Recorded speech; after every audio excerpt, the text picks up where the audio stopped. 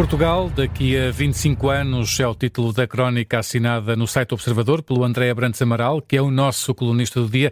Bem-vindo, André. Obrigado por ser o nosso colunista do dia. Estamos prestes a entrar em 2025, é sempre aquele tempo habitual de balanços. Porquê é que acha importante olhar desde já para o país que queremos daqui a 25 anos, em 2050? Bom, antes de mais, porque vamos entrar no último ano do primeiro quartel do século XXI e, portanto, acabamos por ser uma data, ou aproximamos de uma data que tem algum significado. E depois, porque olhando para trás, olhando, por exemplo, desde o ano 2000, e nós vemos que passámos estes últimos 24 anos sempre atrás do prejuízo, sem a sensação de que estamos sempre atrás de alguma coisa que vai ocorrendo e nós nunca temos algo mais em vista do que isso.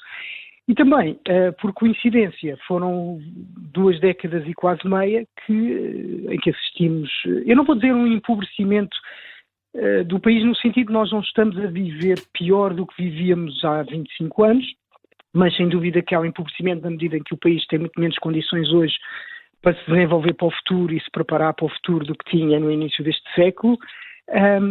E nessa medida, quer dizer, nós sentimos que há algo que está a passar por nós e que não conseguimos controlar.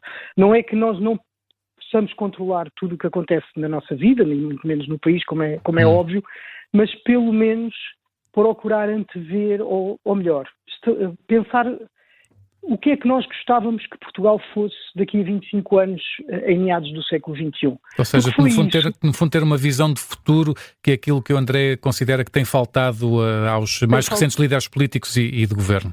E não só, eu acho que também tem faltado, porque isto também gostava de refletir um pouco sobre isso. É muito importante que os políticos tenham essa visão, mas também é muito importante que os cidadãos se predisponham a ter essa visão e a querer escutá-la.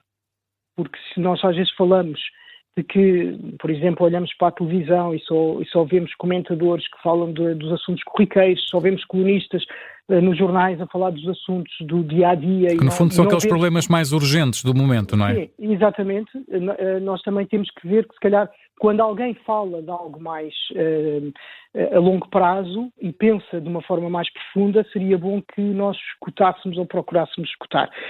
Porque, veja, se nós este ano comemorámos os 50 anos do 25 de Abril. E nessa altura, o país pensou, foi uma época de grande convulsão, tudo PREC e tudo mais, mas havia uma visão para o país.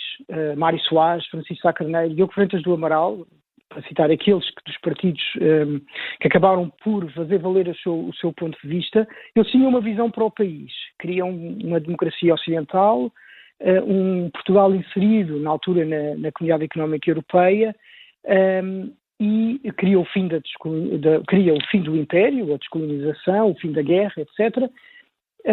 E havia essa visão do país com desenvolvimento. E hoje em dia, ou melhor, desde meados mais ou menos da década de 90, parece que esse projeto se esgotou, talvez porque tenha sido concretizado, e não se pensou em absolutamente mais nada. Ou seja, não há uma visão do que é que nós queremos. E como isso não existe, nem sequer é discutido, por exemplo, o papel que Portugal pode vir a ter, com todas as alterações que estão a ocorrer no mundo, com o ressurgimento da China, do Oriente e tudo mais, que é um processo interessante se nós olharmos a muitíssimo longo prazo.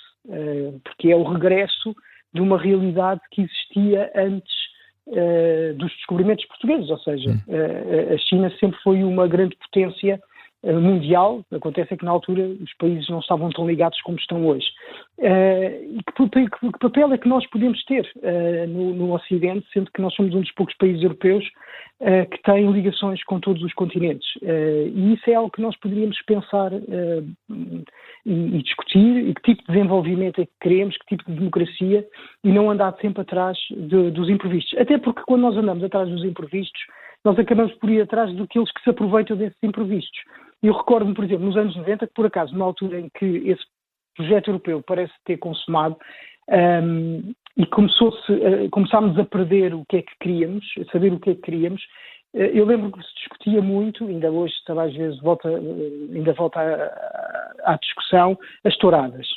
E tudo bem, eu acho que é um assunto muito, muito interessante de discutir, mas não é sem dúvida a coisa mais importante que o país tem para discutir. Mas de facto no final dos anos 90 discutiu-se muito isso, quando o país caminhava para aquilo que veio a ser o endividamento excessivo e que nunca se pensou sobre esse assunto.